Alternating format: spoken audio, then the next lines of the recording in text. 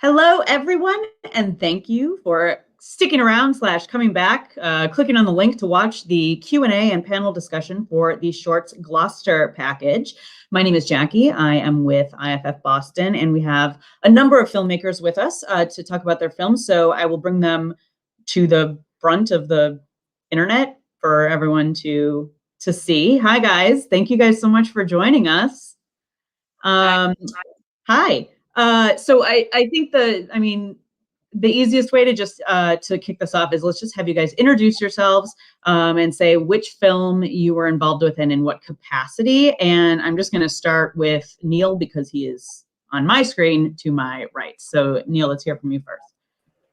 Thank you, Jackie. My name's Neal Mulani. I wrote, directed, produced, and acted in From the Top. Great. And Ryan and Byron? Hi, Ryan. Our film was Tired Eyes. This is Byron. Who produced the film. Yes. Great. And Ryan, you directed the film? Yes, I wrote and directed the film. Great.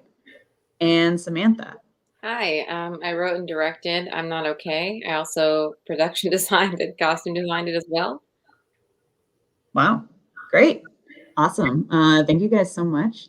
I like to start, I'm always curious, and it's kind of a softball question, but it is my most genuine question. What brought you guys to the projects that you're working on? How did you get involved in the film? If you wrote it, what was that process that sort of brought you to the material? Whoever wants to take that one first. We can go, I guess. Byron and I had been writing a feature script actually that kind of had the same characters and same tone.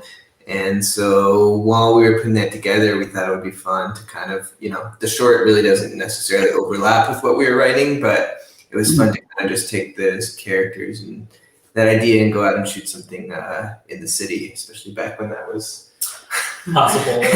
Right.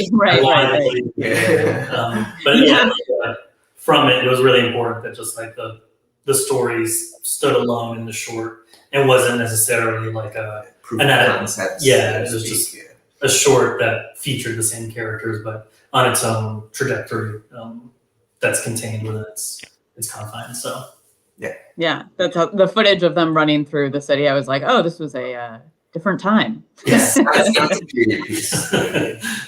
Yeah. And Neal or Samantha, how about you guys? How did you get involved in your projects?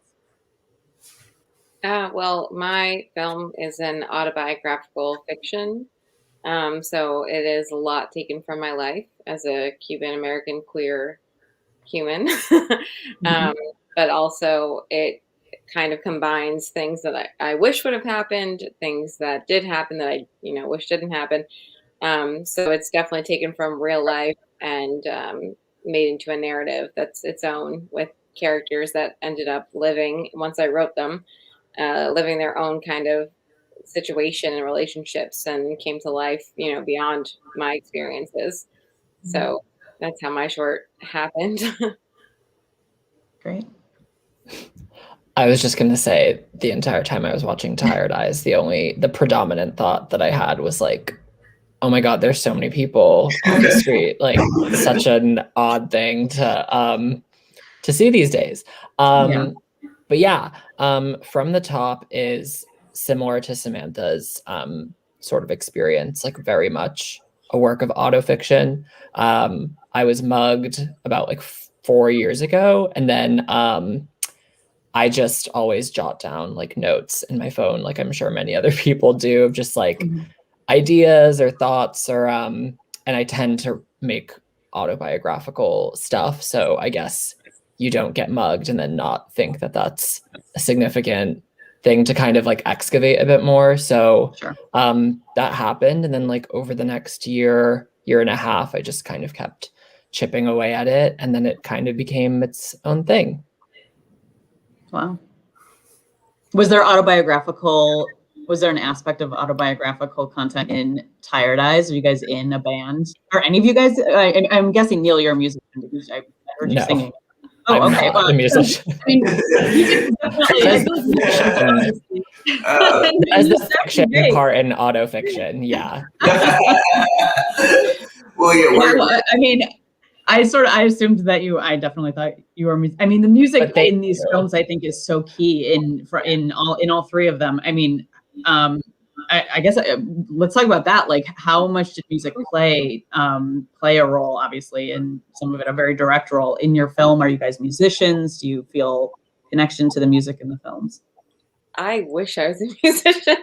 I am an emo, like pop punk kid for my entire life. And it was really important to me when I was dealing with growing up in like a toxic household and being different for being queer before I even realized I was queer, and a lot of things like that. So it was very important for me growing up, and I wanted to have that in my film. And I was so fortunate when I started making this project that I reached out to a lot of like indie and pop punk bands, and thankfully they liked the script and they wanted to be part of the project, and they gave me their music, and I was so fortunate for that.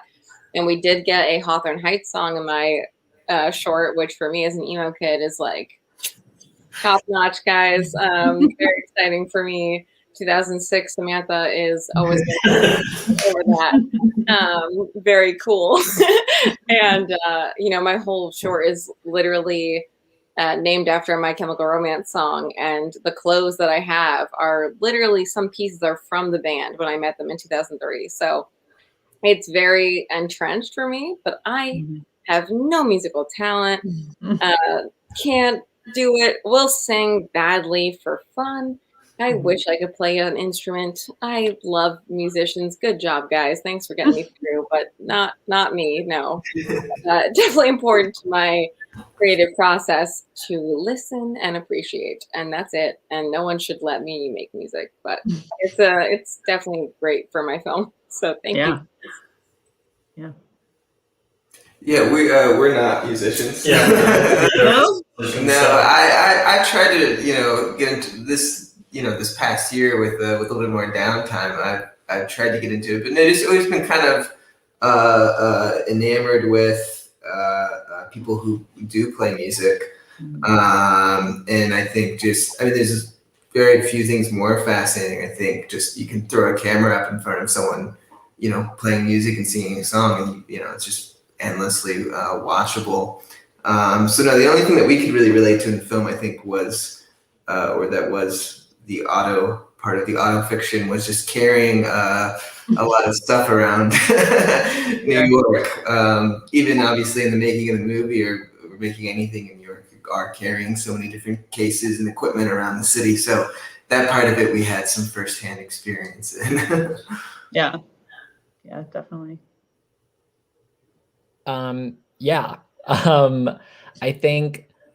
I guess I shouldn't say that I'm not a musician, but like I don't do that anymore. I sang a lot like growing up and played the piano and stuff, but I kind of retired that once I got to college to like really focus on filmmaking. And but in writing the script and kind of like as we keep coming back to the like auto versus the fiction of the auto fiction, I don't know, I thought it would be really kind of exhausting because the whole kind of like premise of the film is kind of like interrogating queer masculinity and this character, I guess, like trying to understand how the world sees him after this like really violently confrontational incident. And so it was sort of like wondering how that identity crisis kind of like stifles creativity, or the only thing that's kind of keeping you going. And I thought it would have been really terrible to make a film about filmmaking. So I guess the music kind of came in as a really cheap narrative device. It's like, well, if it's not going to be filmmaking, then what's the creative outlet? So yeah, it was like, and music was kind of like the first sort of like creative passion that I ever had. And it felt like something that was still a little unfamiliar and daunting to me. But like I knew enough about like that process to kind of like take a stab at it. And I surrounded myself with a bunch of brilliant musician friends who kind of like wrote the music with me and put the score together and made sure we had like the right audio equipment when we were like recording like the music scenes. So I definitely had a lot of help kind of building that part of the world out. Yeah.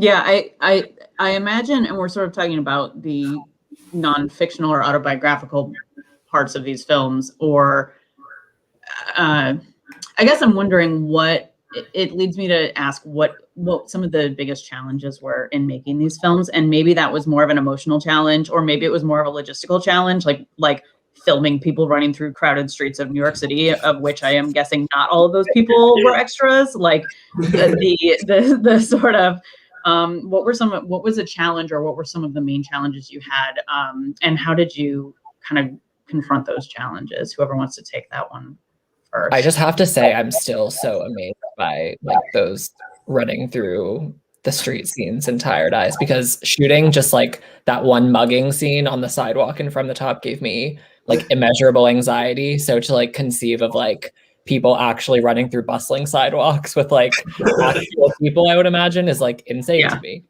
I was like, is this person in the middle of the street holding a camera? Like, is that what I'm seeing right now at certain points in that film? Yeah. Well, the funny thing is that it actually wasn't. I mean, going into it, it was definitely a concern that it was going to be difficult. But the thing, I guess, you figure out pretty quickly is that there's so much going on, in this, or used to be going on in the streets of the city, that that pretty quickly just nobody thinks twice about pretty much anything. So it was simple enough. Yeah, like we just kind of, our DP Trevor kind of threw the camera up on his shoulder, on the corner. We would do the scene. Every so often, somebody would kind of go. that was pretty much the extent of the trouble in terms of that stuff. Right? And there was just a lot of rehearsal as well. Like there was a whole other day where like no actors. We were just kind of getting the sense of like what the camera work would be, and what the like where we were going to shoot it, because day of it was going to be hectic. There's going to be people everywhere, actors were going to be everywhere. They're going to be carrying stuff. So I think as far back as just like, well, Ryan was still working on the screenplay. We all went out, and it was snowing at the time, and the roads were icy, and it was just us and a couple other friends just like kind of blocking the scene. That's true. We do have like 4 versions of that sequence with different people doing it. Yeah, just on an iPhone, on a Yeah, just to get the idea of it, just to make sure that like the make sure it works at the end of the day, because like day of it was going to be very, very tight. Kind of, we shot all of that in one day, all the like street running through the city stuff all in one day, and we just had to make sure it worked. So there's just there's a shot of me running, and there's an icy sidewalk, and it's somewhere where it just Wow. flat on my yeah, it was a fun time shooting it. So Wow.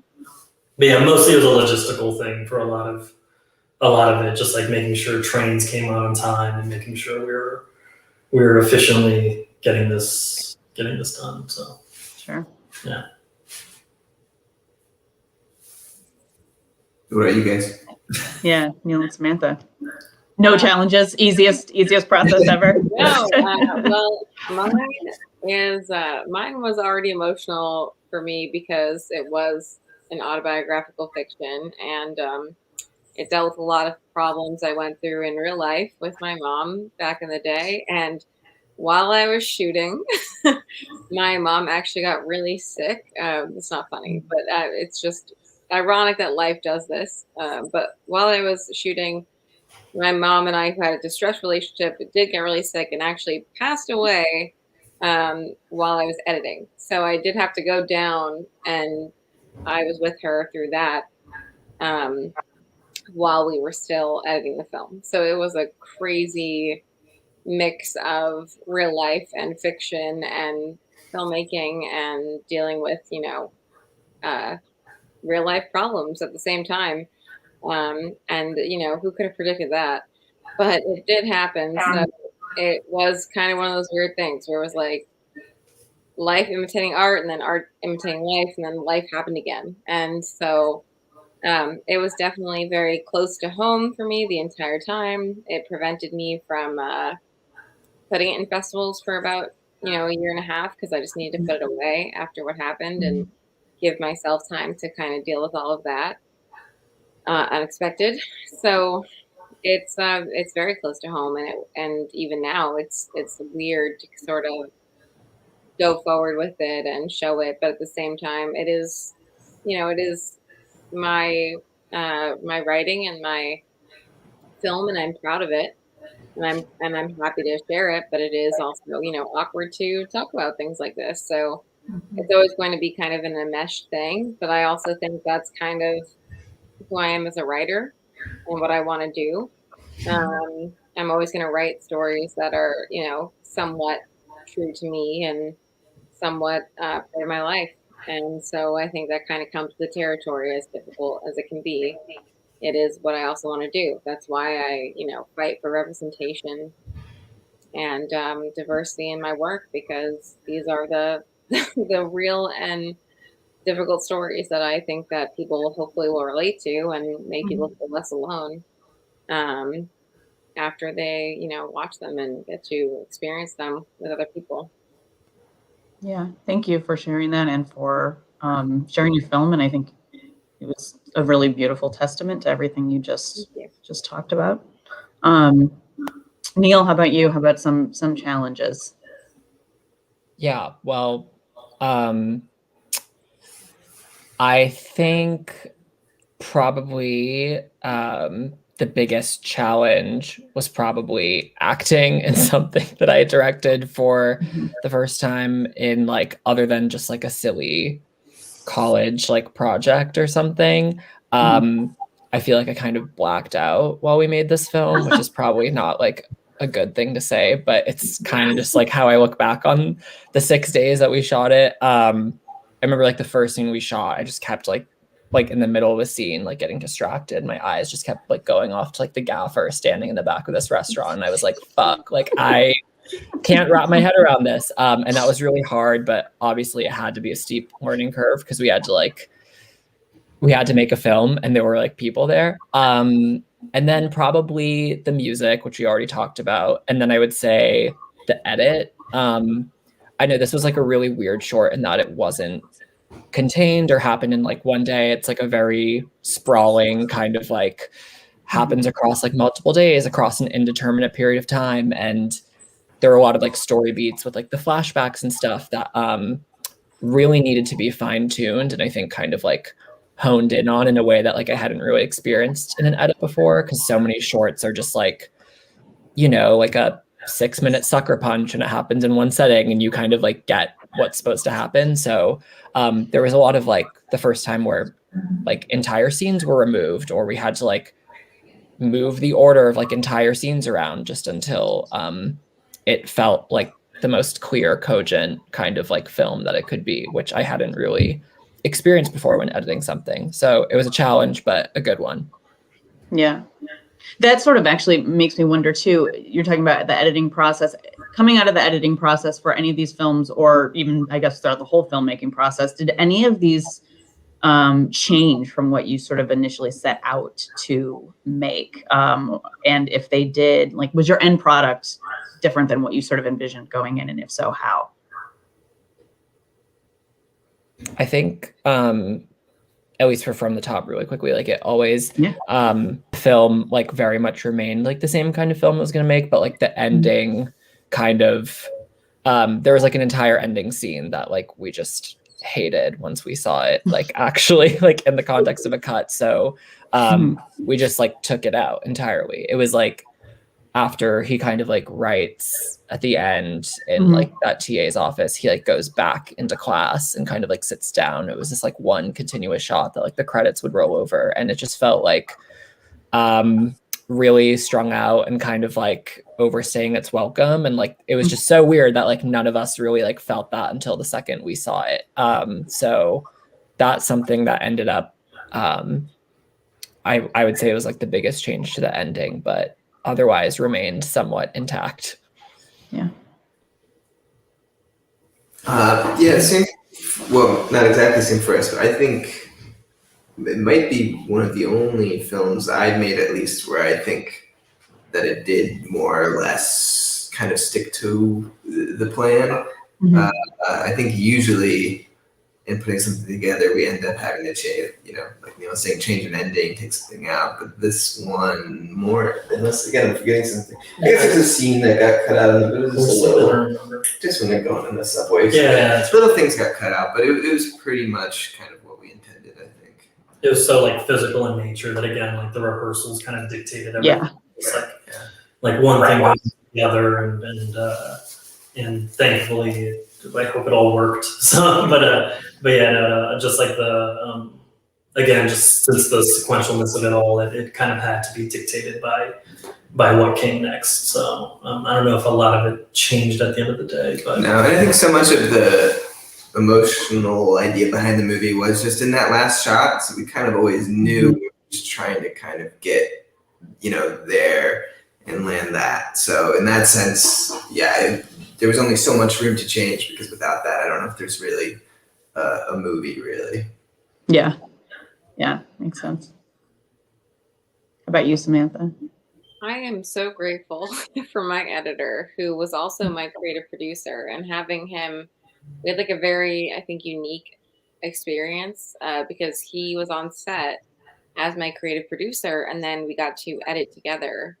So he had seen everything. Like, he was there with me. He, helped me through the my difficult takes where I wanted to keep going, and would rein me in. And also, he was just like the voice of reason next to me through shooting, and then he got to be my voice of reason in the editing room. So love him. Alex DiVincenzo, amazing.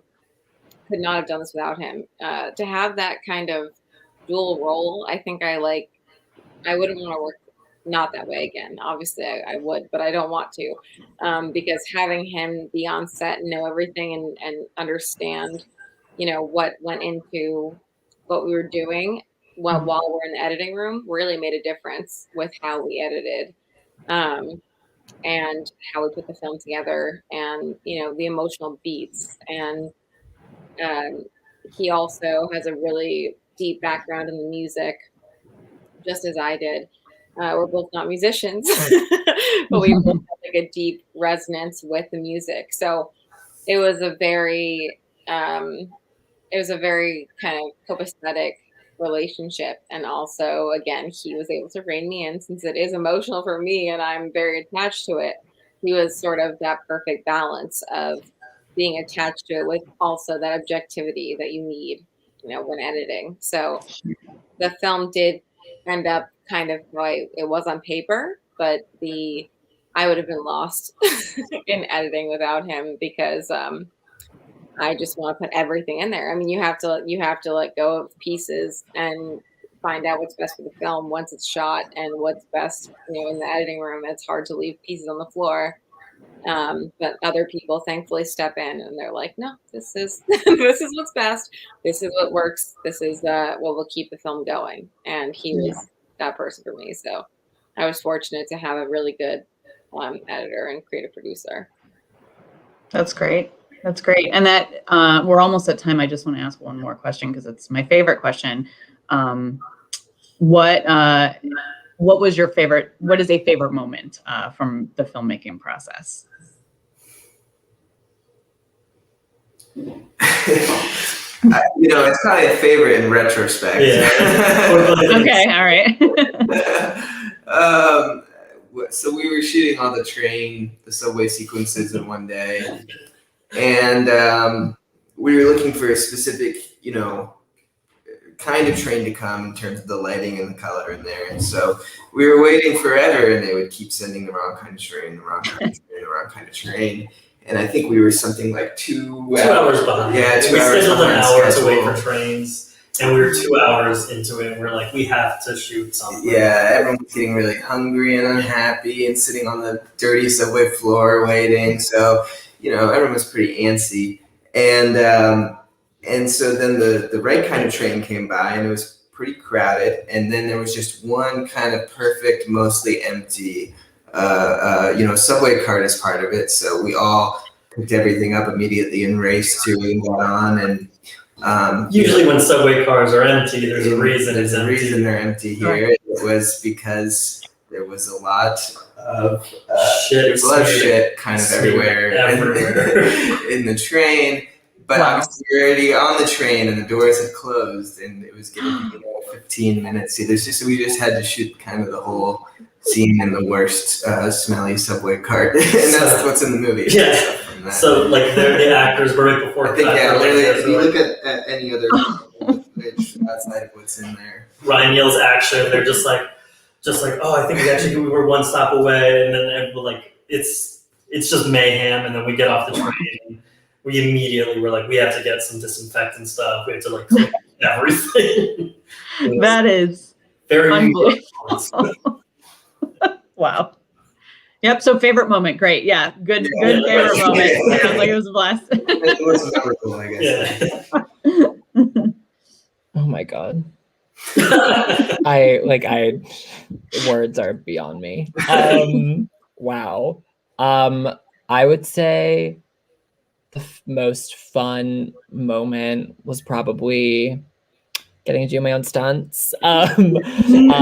Just like beating the shit out of the guy who mugs my character was just like really, as I said earlier, shooting on a sidewalk, like in public, just like really stressed me out for inexplicable reasons. So we kind of like topped that off with like that scene where I take the laptop case to his head. And like, that was just like really, I think more just as a physical exercise, it was just like really cathartic for me.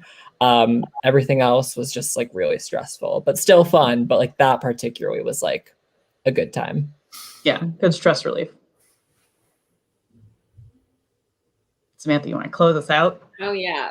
My favorite scene or moment, I guess, for me is the bedroom with Kylie and Selena. It's like pink background and emo posters all over the wall and just like a hug from behind, and like it's super cute and loving, and they've got like Tiger Beat magazines, and it is just like this really sweet moment that I didn't have. That's the fiction for me. Like I did not get to have like this like really great queer relationship in high school, and to be able to sort of create a non-tragic queer love story, that was like really important to me.